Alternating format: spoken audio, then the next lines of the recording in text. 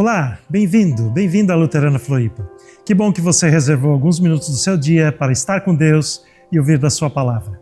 Nós realizamos este culto em nome do Pai, do Filho e do Espírito Santo. Cada um de nós na sua casa e no seu tempo buscando a Deus em oração e a partir da sua palavra, esta palavra que é fonte de vida e que nos orienta na nossa jornada. Você que está participando da transmissão ao vivo, participe enviando seus comentários no chat, compartilhe algum aspecto da sua vida para um motivo de oração, comente a mensagem de hoje, também envie esse link para que outras pessoas possam também participar. No Evangelho de João, no capítulo 6, o versículo 35, está escrito assim: Então Jesus declarou: Eu sou o pão da vida. Aquele que vem a mim nunca terá fome, e aquele que crê em mim nunca terá sede. E seguindo nos versículos 50 e 51, Jesus continua dizendo: Todavia, aqui está o pão que desce do céu, para que não morra quem dele comer. Eu sou o pão vivo que desceu do céu. Se alguém comer deste pão, viverá para sempre. Este pão é a minha carne, que eu darei pela vida do mundo. Todos conhecemos a sensação de fome e sede. Comemos, bebemos, mas horas depois precisamos outra vez nos alimentar. Assim é a vida. Buscamos algo que preencha nosso vazio interior. Sucesso, relacionamentos, muitos bens, mas nada dura por muito tempo. E nesse trecho do Evangelho de João, Jesus se revela como a resposta definitiva para essa busca. Ele diz: Eu sou o pão da vida. Quem vem a mim nunca terá fome. Quem crê em mim nunca terá sede. Jesus proferiu estas palavras logo após alimentar 5.000 pessoas com 5 pães e 2 peixes. A multidão começou a segui-lo porque acreditavam que haviam encontrado alguém que poderia saciar a sua fome, sempre que precisassem. Mas Jesus aponta para uma necessidade maior. Vocês me procuram não porque viram os sinais, mas porque comeram e ficaram satisfeitos. Eles estavam focados no temporário. E Jesus estava oferecendo algo eterno. Jesus não é um remendo temporário. Jesus é a solução permanente. Crer nele é receber vida que transcende a fome da existência humana. Enquanto o mundo oferece lanches rápidos de felicidade, Jesus é o banquete que sacia a nossa sede de significado e de vida plena e abundante. Jesus tem autoridade para conceder salvação e vida eterna.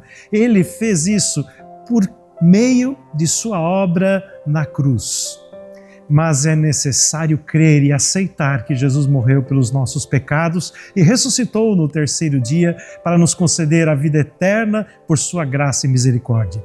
Ele carregou o peso da cruz para que nós possamos viver eternamente sob a sua infinita graça.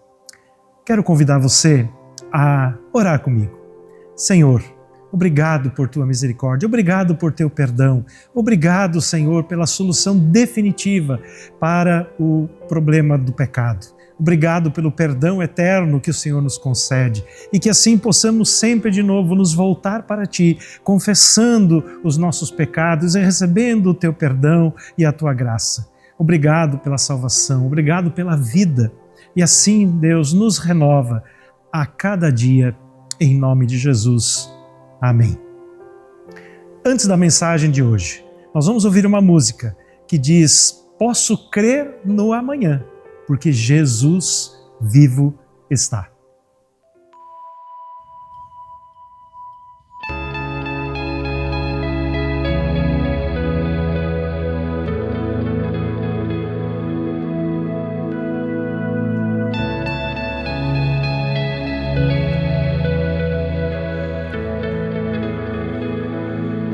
Deus enviou seu Filho amado para morrer em meu lugar. Na cruz sofreu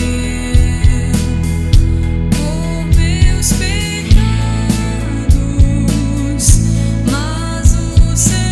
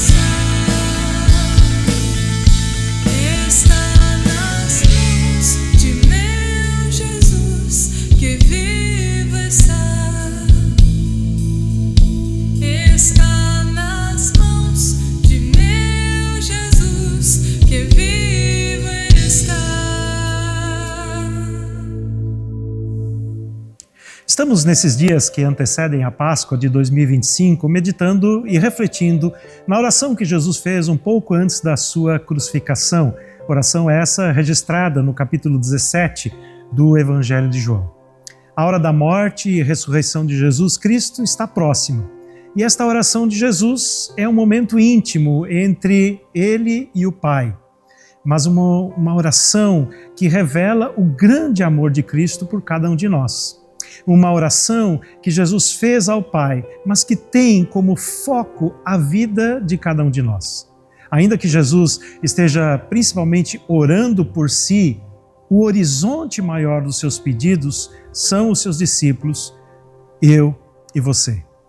O grande evangelista e pregador Charles Spurgeon diz que toda a Escritura é ouro, mas que este capítulo 17 do Evangelho de João, a oração sacerdotal de Jesus, é como se fosse uma pérola especial no meio do ouro. Ele dizia que todas as Escrituras são o mais belo céu, mas que este capítulo em especial é o sol e as estrelas no meio desse maravilhoso céu. Então acompanhe comigo a leitura dos versículos de 1 a 10 do capítulo 17 do Evangelho de João. Depois de dizer isso, Jesus olhou para o céu e orou: Pai, chegou a hora. Glorifica o teu Filho, para que o teu Filho te glorifique. Pois lhe deste autoridade sobre toda a humanidade, para que conceda a vida eterna a todos os que lhe deste. Esta é a vida eterna, que te conheçam, o único Deus verdadeiro, e a Jesus Cristo, a quem enviaste. Eu te glorifiquei na terra, completando a obra que me deste para fazer. E agora, Pai, glorifica-me junto a ti, com a glória que eu tinha contigo antes que o mundo existisse. Eu revelei teu nome àqueles que do mundo me deste. Eles eram teus, tu os deste a mim, e eles têm guardado a tua palavra. Agora eles sabem que tudo o que me deste vem de ti, pois eu lhes transmiti as palavras que me deste, e eles as aceitaram. Eles reconheceram de fato que vim de ti, e creram que me enviaste. Eu rogo por eles. Não estou rogando pelo mundo, mas por aqueles que me deste, pois são teus. Tudo o que tenho é teu, e tudo o que tens é meu, e eu tenho sido glorificado por meio deles. A dupla de artistas britânicos, Tim Nubble e Sue Webster, criaram obras impressionantes chamadas de esculturas de sombra. À primeira vista, as obras parecem ser apenas sucata empilhada, mas ao jogar uma forte luz naquela bagunça, naquele monte de sucata, aparecem belas sombras na parede, retratos detalhados de pessoas e cidades. As sombras, elas são tão perfeitas que nunca se poderia imaginar que foram criadas a partir de um monte de materiais reciclados, de ferramentas quebradas, de pedaços de entulho. Se o foco for apenas nos objetos individuais, não é possível entender a obra desses artistas. É preciso que uma luz seja jogada na obra como um todo, para então entender a sua beleza e o seu propósito. As palavras de Jesus Cristo no início da oração, aqui do Evangelho de João capítulo 17, são uma forte luz que ilumina toda a criação. A palavra que se repete nesses versículos é a palavra glória. Glorifica o teu Filho, para que também o Filho te glorifique. E através, então, dessa lente, da lente da glória de Deus, é que nós podemos enxergar o grande propósito da vinda, da morte e da ressurreição de Jesus Cristo. A glória de Deus. A glória de Deus é a manifestação da sua graça, da sua bondade e do seu amor. É a maneira como Deus evidencia a sua santidade para que as pessoas percebam como Ele é maravilhoso e o quanto nós precisamos dele. Foi para revelar a glória de Deus que Jesus Cristo nasceu, viveu em santidade e morreu entre os homens, para comunicar a grande e maravilhosa glória de Deus, para fazer resplandecer a beleza da sua santidade, do seu amor, da sua misericórdia, do seu poder, da sua bondade, é que Jesus então veio ao mundo. Por isso ele é a luz do mundo. Uma luz que revela a beleza e a grandeza de Deus em meio ao caos da nossa vida.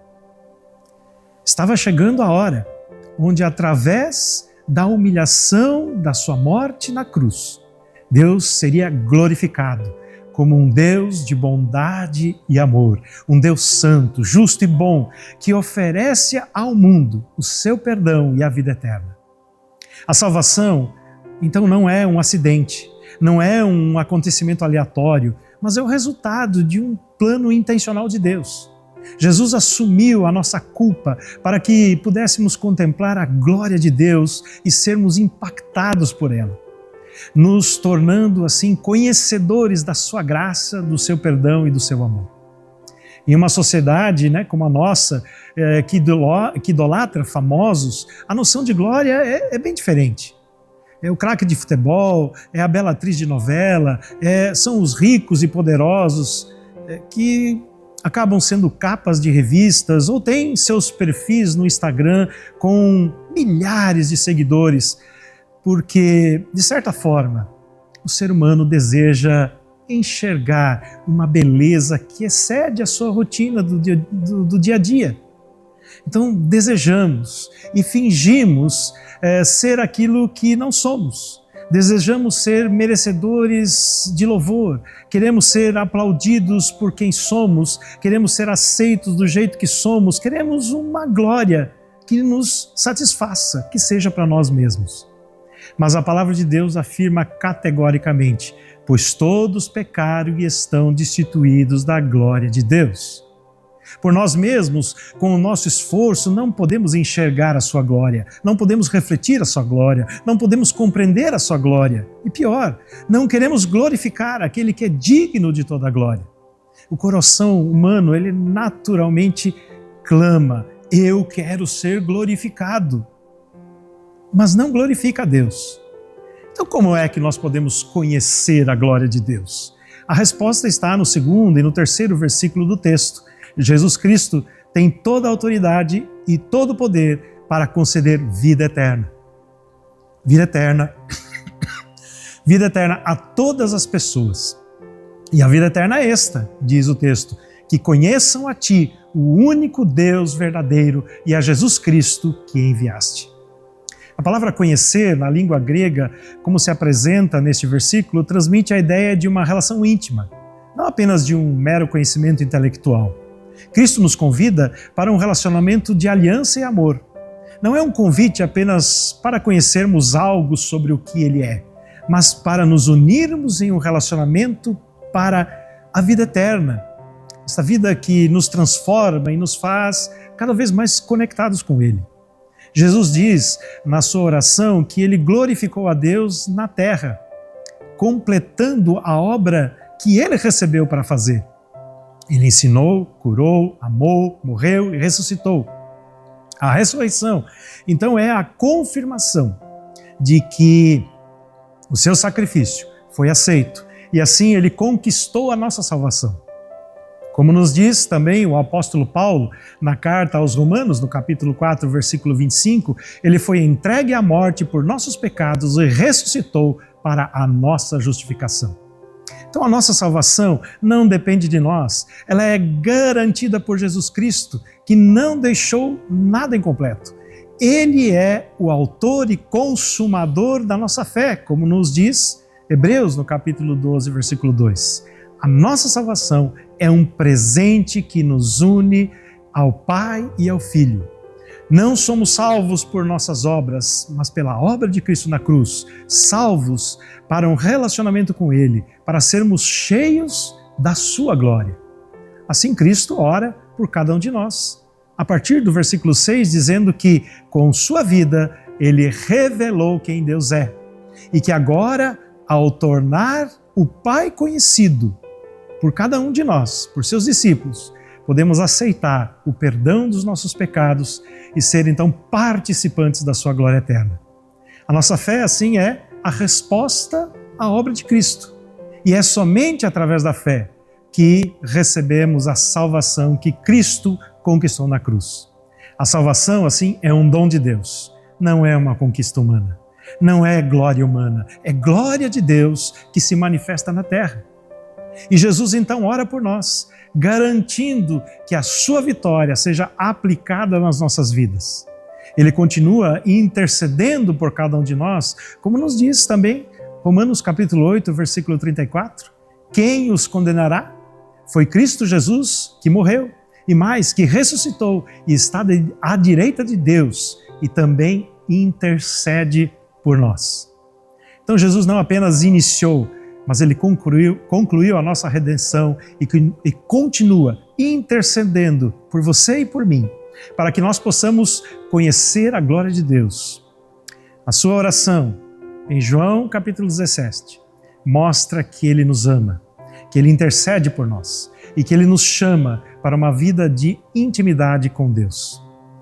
Você que crê em Jesus, você que tem caminhado na comunhão com Deus e no fortalecimento da sua fé, agradeça e descanse na obra completa de Cristo.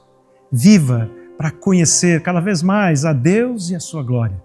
Invista no seu tempo de oração, na leitura da palavra de Deus e na comunhão com outras pessoas que também creem em Jesus. Compartilhe, testemunhe que a salvação foi conquistada na cruz por Jesus e assim podemos desfrutar da glória de Deus. Você que está indeciso, você que está relutante, aceite hoje o presente da vida eterna. Pare de buscar a glória para si mesmo. Esse caminho é um caminho de ilusão. A vida consiste em conhecer a Jesus e a sua glória. Não desperdice a oportunidade que Deus oferece a você a cada momento. Vamos orar? Senhor, obrigado pela conquista da nossa salvação na cruz. Obrigado pelo presente da salvação que o Senhor nos concede. E assim, obrigado porque podemos ser cheios da sua glória, da sua graça, do seu amor, do seu perdão, da sua presença. E que a glória de Deus, de fato, resplandeça, preencha a nossa vida. E assim quero orar, Senhor, por aquelas pessoas que estão indecisas, que estão confusas. Ó Deus, derrama a tua graça sobre a vida delas, manifesta o teu amor, toca nos seus corações, que possam assim conhecer a sua glória e assim ser abençoados, restaurados, transformados por teu amor. É o que eu peço em nome de Jesus. Amém. Neste domingo, no dia 13 de abril, mais uma vez acontece o brechó do Pão e Vida. Nos domingos, sempre, né, um domingo cada mês, nesse mês de abril, então no dia 13, no horário, entre o horário ali depois do culto, né, das 9 da manhã, no Casarão da Luterana Floripa, e também à noite, após o culto das 19 horas. Ali muitos produtos, roupas, calçados, livros que você pode adquirir em bom estado, e na medida em que você compra, né, os produtos do brechó, você vai estar abençoando também o projeto Pão e Vida, que auxilia famílias em vulnerabilidade social. Então participe do brechó, se você puder, né, dá um pulo até o Casarão da Luterana Floripa após as 10 da manhã e após às 20 horas nesse domingo. Também o curso Alfa, né, que é uma oportunidade de explorar o sentido da vida e de conhecer um pouco melhor os fundamentos da fé cristã. Curso Alfa que acontece nos sábados das 10 da manhã às 11h30 da manhã. Então, no último dia 12 de abril, nós tivemos o nosso primeiro encontro do curso Alfa, e o nosso próximo encontro será no dia 26 de abril, pois que no feriado da Páscoa nós não teremos o encontro. Ainda é tempo de você se inscrever. Se você ainda não se inscreveu, é uma grande oportunidade para que você possa conhecer mais sobre Jesus, conhecer mais sobre o sentido da vida, explorar, fazer as suas perguntas, tirar as suas dúvidas. Também o curso onde você pode convidar aquela pessoa, aquele familiar, aquele amigo, aquela amiga que tem as suas dúvidas, que gostaria, quem sabe, de conhecer um pouquinho mais. Convide, ainda é tempo de se inscrever né, e participar do curso Alfa. Também um outro convite agora para os casais, né? Na quarta-feira, no dia 23 de abril, então logo depois do feriadão da Páscoa, na quarta-feira, 23 de abril, às 20 horas, na sala do culto infantil, atrás do casarão, temos mais uma palestra para casais com o tema Amor e Prazer no Relacionamento Conjugal. Não deixe de participar, né? Os casais, um convite muito especial para refletirmos sobre o nosso casamento, sobre como está, né, a nossa relação conjugal, poder também conviver com outros casais. Não deixe de participar no dia 23 de abril. Um outro convite muito especial, na próxima semana, no dia 18, sexta-feira, Sexta-feira da Paixão, nós temos o culto da Paixão, às 9 horas da manhã, culto com Santa Ceia, culto que será apenas presencialmente no templo da Luterana Floripa. Então, na próxima sexta-feira, dia 18 de abril. E se você precisar de mais alguma informação, entre em contato através do nosso WhatsApp. Se você deseja conversar, se você precisa de alguma ajuda, entre em contato conosco, que nós vamos ter muita alegria em poder te atender, poder conversar com você. Que o Senhor te abençoe e te guarde, que o Senhor faça resplandecer o seu rosto sobre ti e que Ele tenha misericórdia de ti. E que o Senhor assim sobre ti levante o seu rosto e que Ele te conceda a paz. Um abençoado domingo, uma abençoada semana para você.